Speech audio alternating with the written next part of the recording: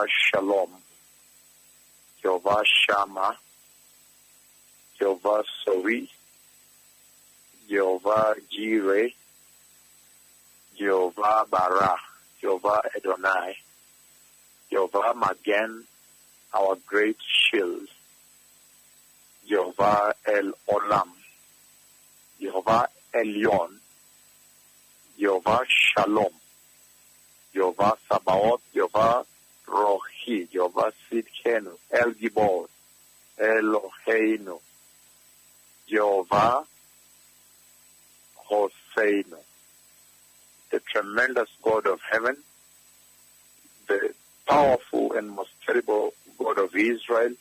He has spoken with me, beloved people. And today, in this conversation that I bring to you, the Lord Jehovah has had with me, all of you, first and foremost, you're aware that time has changed in the church. Right now, the clock on the earth has changed. Everything is ticking out real fast in the zero countdown to the return of Christ, the Messiah, the return of the Lord Christ, the return of Christ Jesus, the Messiah. All of you are aware that when you watch your news, when you see the happenings around you, you can quickly tell, you can easily tell that things have changed, and they have changed pretty fast, and the Messiah is coming. And so today in this conversation, the Lord Jehovah, He spoke with me about a conversation after the church has been taken. He has spoken with me regarding events that happen after. Again, He has spoken with me regarding events that happen after the church has been taken. And I see a tremendous darkness that covers the earth. And the tremendous darkness is accompanied by the presence of a few principles, certain personalities, that certain actors that begin to act in the scene. And the Lord, what He has done in this conversation, He set me up. He set me up with one of the principles. I see a tremendous beast. And then the Lord sent me, He struck him so hard. He charged me to go and strike the beast, and I struck him very, very hard. Well, that reminds me of when I was in India, the year 2007, when I'd gone to announce the coming of the Messiah to the Indian subcontinent and to tell the Indians to stop the Hindu worship, to stop this idol worship. They're engaged in the Buddhism, the Hinduism, the worshipping of statues and rocks and stones and wood, and to announce to them about the coming of the Messiah and the need for India also to prepare. And then the Lord spoke with me at that time. The time was over. Time was fast running out. And He caused me to come from India and go straight to Uruguay in South America, because I wanted to reach the ends of the earth. And on my way to Uruguay, this conversation tonight reminds me of that conversation the Lord gave me on the way to Uruguay, where He presented a beast, a tremendous beast, and that beast charged at me, and then the Lord charged me against that beast. And I remember that I struck him. The Lord gave me something on my right hand. I struck him very hard on the head, to the extent that when he fell, he actually fell and faced back. He turned 180 degrees and faced back where he was coming from, charging from. And he fell lying there. He got wounded in the head and he died. And that's a message that was churned out at that time. But this night, the Lord showed me the great darkness that consumes the earth. And then He set me up against the beast. And I struck him very hard. I struck him extremely very hard. And the message the Lord is bringing to the church is that right now, Jehovah is engaged in the conversation beyond the rapture. He is engaged in the conversation in the other dispensation, the other conversation now after the church has been taken up into the safety of heaven. And so this hour the Lord has sent me to speak to the nations of the earth and to the church to tell them to prepare the way for the coming of the Messiah, and to tell them that wisdom and prudence dictates that you stay away from the conflict that is about to happen on the earth. As you can tell, the way the conflict is shaping up, it is going to be tremendous. It's going to be unspeakable conflict you don't want to see with your eyes.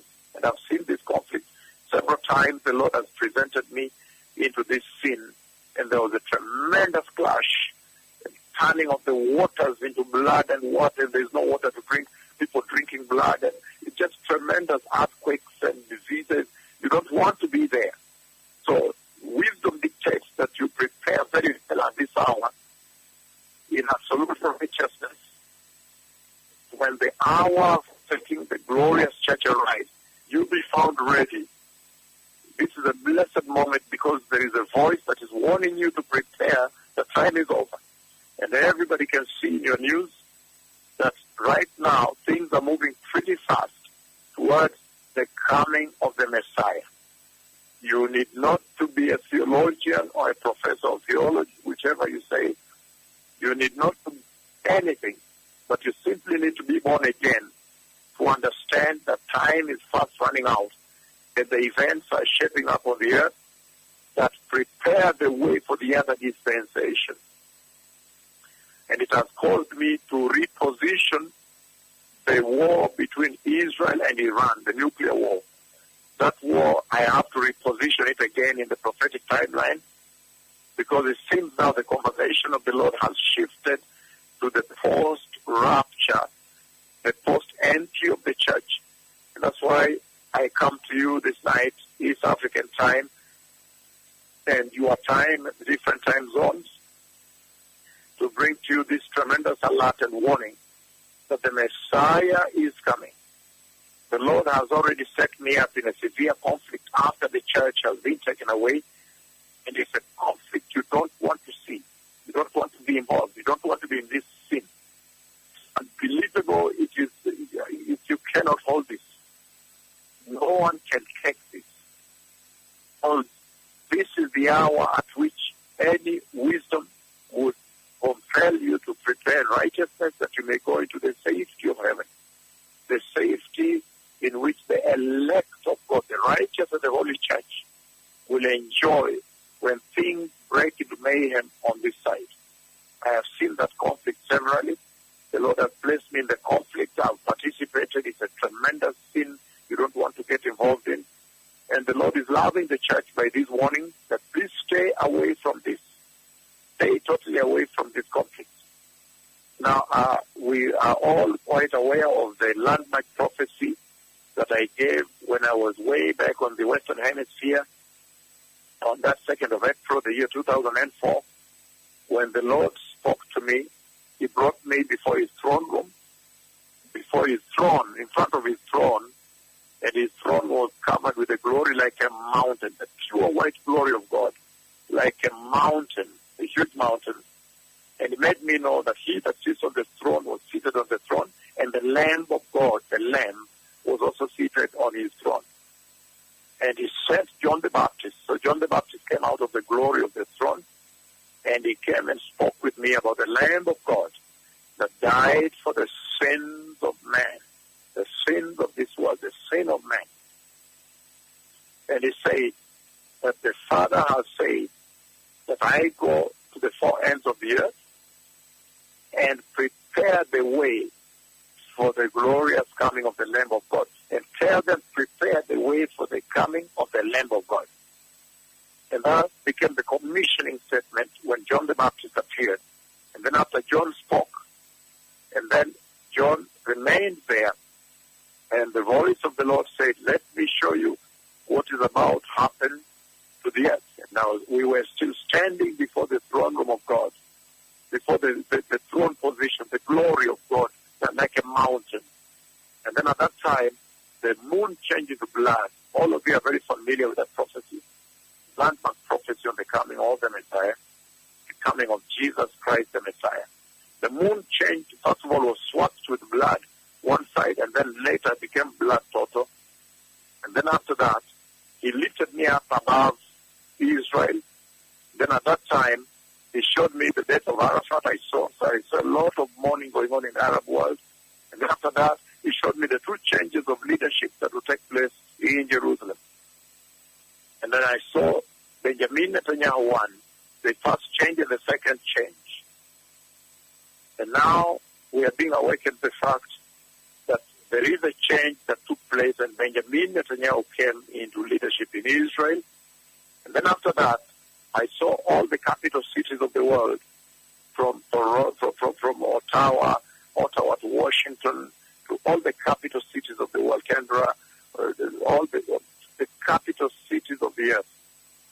They were in distress because they were wondering, how will we discuss this with this right-wing government in Israel of Benjamin Netanyahu, a prophecy I gave in 2004, and was fulfilled in Israel to date. And so I saw the distress among the capital cities, wondering how they would engage with the right-wing government in Israel regarding the peace of Palestine.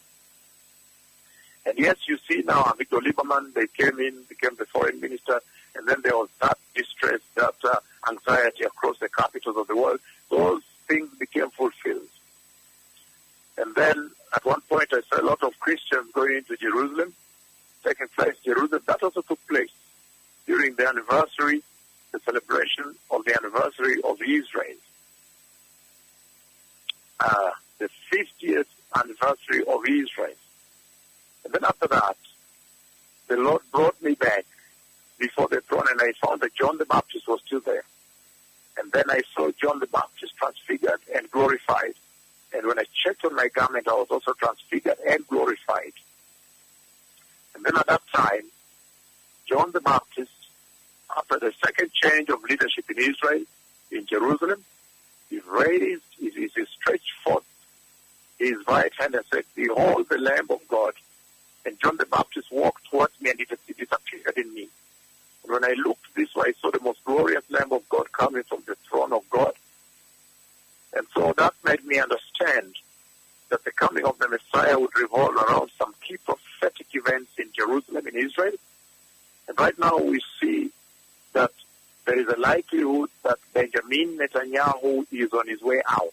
So we understand that the first change of leadership was Benjamin Netanyahu coming into the leadership of Israel. And then the second change, now we understand his end. So everybody knows that at this hour, things are moving pretty fast.